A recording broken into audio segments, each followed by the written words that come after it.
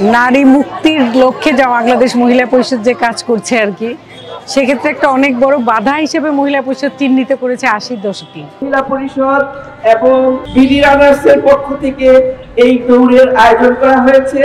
Community দৌড় রোকেয়ারা। আমি তোমায় ভালোবাসি।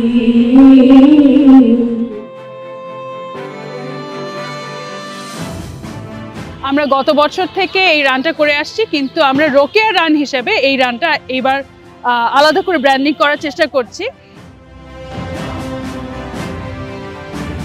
আমাদের কাছে এই অধিকারের আন্দোলন একটা ম্যারাথন দৌড়ের মতো, যেটা লম্বা সময় ধরে আমাদের লেগে থাকতে হবে, সময় দিতে হবে, শ্রম দিতে হবে, তাহলে আমরা আমাদের অভিষ্ট লক্ষ্যে পৌঁছাতে পারবো। বেগম রোকেয়ার কারণে আমরা আজকে যেখানে দাঁড়িয়ে আছি এখানে দাঁড়াতে পেরেছি।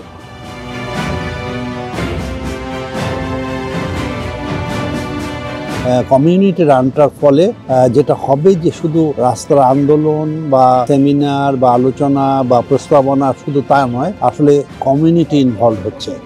আমি সুন্দর স্বাস্থ্যকর একটি পৃথিবী চাই, যেখানে আমার মতো মেয়েদের সকল ধরনের সুযোগ সুবিধা থাকবে এবং সেখানে যাতে আমরা মিলেমিশে থাকতে পারি।